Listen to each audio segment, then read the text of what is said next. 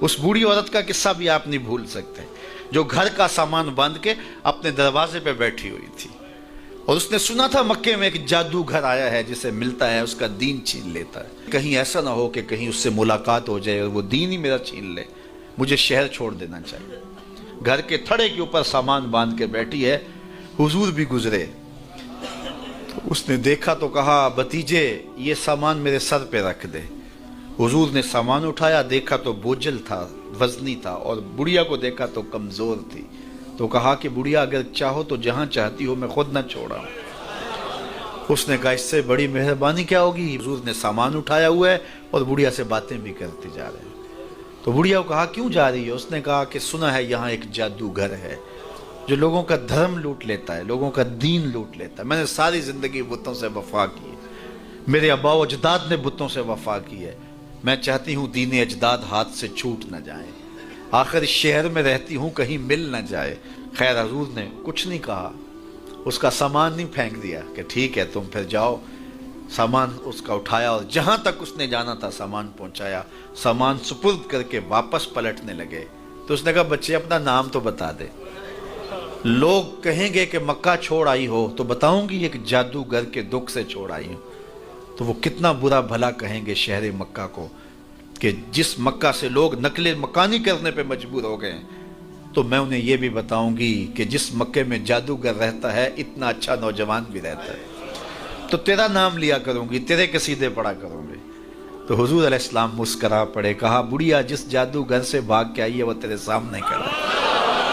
اس نے کہا سچ سے آپ ہی محمد ہیں؟ حضور نے فرمایا نام میرا یہی ہے۔ تو اس نے کہا پھر آپ کا جادو میرے پہ چل گیا ہے۔ اللہ اکبر، تیری تک کے ادامہ میں مرید ہو گئے، لوگوں کی خدمت کریں، بوڑھوں کے کام آئیں، دکھیوں کے کام آئیں، مصیبت زدہ کے کام آئیں۔ حضور یتیم ہو کے یتیم پرور تھے، لاچاروں کی مدد کرتے، لوگوں کے گھروں میں پانی بھر کے دے دیتے، اور دکھیوں کے کام آ جاتے اور مصیبت زدوں کے کام آ جاتے۔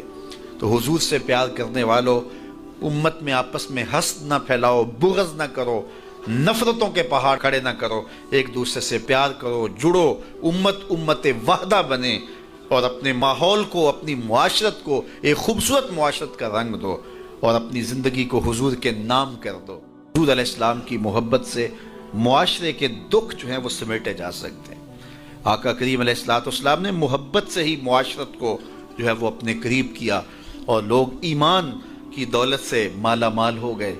وہ ایک بچہ آیا نا اپنی ماں کے لیے لباس لینے کے لیے، اور پہلے وہ گیا اپنے چچا کے پاس، اس کی ماں بیوہ تھی اور اس کا لباس پھٹ گیا تھا، اور وہ اپنے چچا کے پاس گیا تو اس نے دتکار دیا۔ ماں نے اس کو روکا تھا بیٹا نہ جانا، لیکن اس نے کہا کہ تیرے بدن کے اوپر جو لباس ہے وہ بھی پھٹ گیا ہے اور جگہ جگہ سے جسم جھلک رہا ہے، تو میں اپنے چچا سے آپ کے لیے لباس لے کے آتا ہوں۔ پھر جو رویہ اس نے اختیار کیا تو واپس روتا ہوا آ رہا تھا، تو کسی نے راستے نے پوچھا کہ کیا ماجرا ہوا؟ اس نے کہا چچا کے پاس گیا تھا ماں کے لیے لباس لینے، اس نے تو لا کے بھیج دیا۔ اللہ اکبر۔ تو اس نے کہا کہ جا سین حرم میں محمد نام کا ایک شخص بیٹھا ہوا ہے، اگر تو اپنا دکھڑا اس کے سامنے پیش کرے تو وہ امید ہے تمہیں رد نہیں کریں گے، لیکن سن لے ان کا دین کوئی اور ہے۔ اللہ اکبر۔ اپنے ماں کے پاس آیا تو ماں کو کہا کہ چچا نے رلا کے بھیج دیا، لیکن آپ کی حالت مجھ سے دیکھی نہیں جا رہی۔ بچہ ابھی شعور کی منزلوں میں قدم رکھ رہا تھا، پہلے بہت چھوٹا تھا، اب اس کے اندر ایک جذبات تھے بچے کے اندر۔ تو ماں نے کہا کہ بیٹا نہیں ان کے پاس نہیں جانا، سنا ہے کہ جو ان سے ملے دین دھرم چھین لیتے ہیں اس کا۔ اللہ اکبر۔ تو حضور علیہ السلام کے پاس جانے سے ماں روکنے لگی، لیکن بچے نے کہا کہ امی میں پکا رہوں گا، بتوں کا وفادار رہوں گا، تم اس ٹینشن کو، اس پریشانی کو چھوڑ دو۔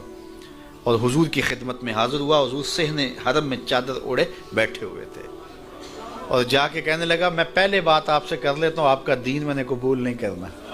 حضور مسکرا کے بولے بیٹا بتاؤ کس لیے آئے ہو؟ کہا میری ماں بے لباس ہے، میں آپ سے لباس لینے آیا۔ حضور نے چادر رحمت اتار کے اس کے کندھوں پہ ڈالی۔ اللہ اکبر۔ وہ واپس آ گیا اور ماں پر حضور کی چادر اڑائی۔ اللہ اکبر۔ اور ماں نے کہا کہ بیٹے اس نے اپنا دین تو نہیں تجھے دیا؟ کہا نہ میں نے پہلے کہہ دیا تھا تیرے دین نہیں مانوں گا۔ ماں کہنے لگی پتر اس کا دین ماننا چاہیے، یہ جس نے رحمت کی چادر ہمارے سر پہ تان دی۔ کچھ لوگ کہتے ہیں جی بس میں تو اللہ کی مخلوق کی خدمت کرتا ہوں، میں تو حج بھی نہیں کیا، اس کے پیسے بھی غریبوں کو دے دیے.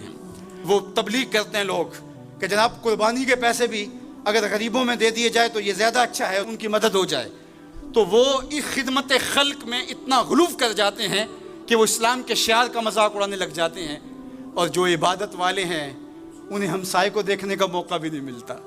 اور آپ جانتے ہیں کہ جب ایک بستی کو برباد کرنے کا حکم دیا گیا تو کہا کہ یہاں تو ایک شخص رہتا ہے جس کا سر سجدے سے اٹھتا ہی نہیں. کہا میرے بندوں کے اوپر قیامتیں ٹوٹیں اور ان کے اوپر ظلم اور جبر کے پہرے ہوں اور اس کے ماتھے پہ شکن نہیں آتا، اس کے سمیت ہی بستی کو لٹ کے رکھ دو. یار عبادت کرتے ہو لیکن ہمسایوں کا خیال بھی رکھو. میرے حضور علیہ الصلوۃ والسلام نے لعاب پھینکا نا تو صحابہ نے اپنے ہاتھوں پہ لے کے اپنے منہ پہ مل لیا. آپ نے عشق اور محبت کی لوک داستانیں بڑی سنی ہوں گی. لوگوں نے نہریں بھی کھودی، لوگوں نے محبوبوں کے لیے کیا کچھ نہیں کیا، لیکن آج تک آپ کو ایسا نہیں ملا ہوگا کسی محب نے محبوب کا لعاب بھی چاٹا ہو. کائنات میں یہ انوکھا باب ہے.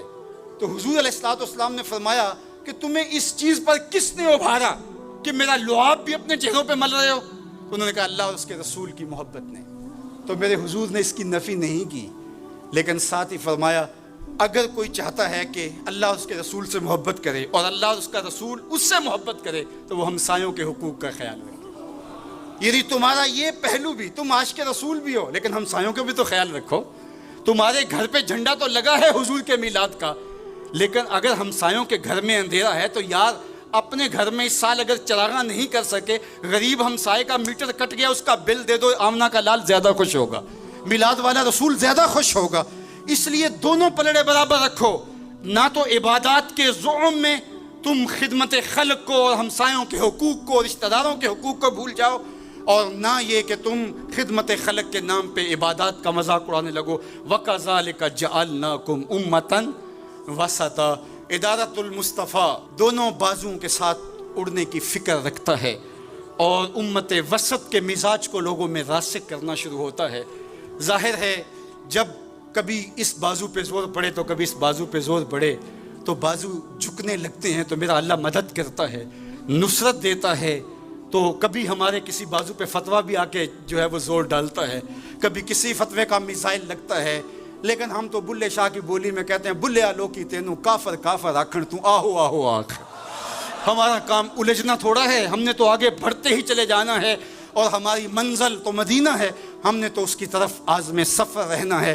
ادارت المصطفیٰ ایک فکر کا نام ہے اور وہ فکر جو مدینے کی ضیاؤں سے پھوٹتی ہے، گنبد خضرا کے جمال کی روشنی ہے. اور وہ مصطفی نہیں ہو سکتا جس کے دونوں بازو میں سے ایک بازو شل ہو. حضور کی امت سے جس کو پیار نہیں ہے، حضور کی امت سے جس کو محبت نہیں ہے، حضور کی محبتوں